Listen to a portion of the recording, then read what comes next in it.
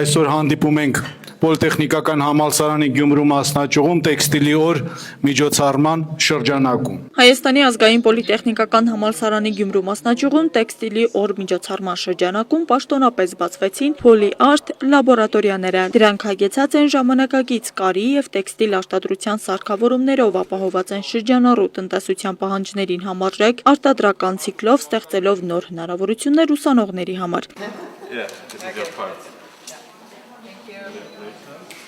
Միջոցառումը բնույթով հաշվետու էր։ Միջազգային ռեկոնոմի դրամաշնորհային ծրագրի աջակցությամբ իրականացվել է Mini Industry in T&A նախագիծը, որն իրականացվել է Շվեդիայի միջազգային զարգացման համագործակցության եւ Helvetas շվեյցարական համագործակցության ֆինանսավորմամբ։ Այս ծրագիրը անվանում ենք Re-Economy, այն իրականացվում է SIDA-ի ֆինանսավորմամբ, շվեյցարական կառավարության ֆինանսավորմամբ եւ իրականացվում է Helvetas ինտերկոոպերացիան։ Ծրագրի գլխավոր նպատակը ստեղծելն է ավելի լավ աշխատատեղեր եւ տնտեսական հնարավորություններ կանանց եւ երիտասարդների համար մասնավորապես։ Միջոցառմանը ներկա են գտնվել Շիրակի մարզպետ Դավիթ Արոշանյանը, Հայաստանի ազգային պոլիտեխնիկական համալսարանի միջազգայնացման եւ բարեփոխումների գծով պրոռեկտոր Սարգիս Ասատրյանցը, շվեյցարական Helvetas ինտերկորպորացիայի աշխատակից Աննա Լացաբիձեն, ծրագրի մասնակիցներ, հյուրեր։ Ուզում եմ առանձնահատուկ շնորհակալություն հայտնել այն ընկերություններին կամ այն կազմակերպություններին, որոնք աջակցել են Գյումրիում կրթության զարգացմանը եւ այս լաբորատորիան, որը քիչ անց բացելու ենք, եւս մեկ քայլ է Գյումրիում կրթությունը ավելի բարձր որակի վրա տնելու համար։ Ծրագիրը նպատակ ունի խթանելու տեքստիլ եւ հագուստի արդյունաբերության ոլորտում փոքր արտադրությունների զարգացումը, նպաստելով կանաչ տեխնոլոգիաների կիրառմանը եւ էկոլոգիապես մաքուր արտադրական միջավայրի ձևավորմանը։ Շվեյցարացի գործընկերների հետ ուրեմն Re-Economy ծրագրի շրջանակներում դեռևս 2 տարի առաջ ունեցանք աշխատանքային քննարկումներ, հանդիպումներ, որտեղ ներկայացրեցինք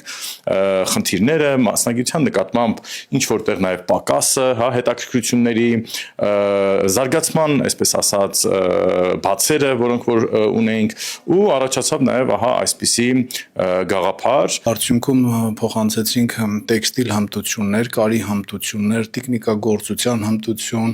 կարպետագործության հմտություն, այսինքն այն բոլոր ուղղությունները, որտեղ կարելի է օգտագործել թափոններից պատրաստել նոր իրեր։ Ծրագիրն ուղղված էր կանանց, երիտասարդների եւ հաշմանդամություն ունեցող անձանց սոցիալական ներառման խթանմանը, զարգացնելով նրանց մասնագիտական հմտությունները, տնտեսական ներուժն ու հանրային ներգրավվածությունը տեքստիլի ոլորտում նորարար եւ կայուն լուծումների միջոցով։ Ահագի լավ բաներ ենք սովորել։ Հիմա տիրապետում ենք կարի մեքենաներին, ջակերին, նաեւ Միներվա մեքենաներին։ Կարողանամ ավելի զարգացնել գիտելիքներս, նոր ձեռքբերումներ ունենամ։ Շուրջ 120 մասնակցի հնարավորություն է տրվել վերապատրաստվել, իսկ 80-ը ստացել են վկայակրեր, ձեռք բերելով տեքստիլի եւ թվային տեխնոլոգիաների հմտություններ։ Ծրագիրը ունենալու է երկրորդ փուլում ներառելու ենք հաշմանդամություն ունեցող անձանց եւ ծրագիրը կենտրոնանում է էկոդիզայնի, վերամշակման եւ ադապտիվ հագուստի ստեղծման ուղղություններով։ Մենք նույնիսկ պատրաստվում ենք փոքր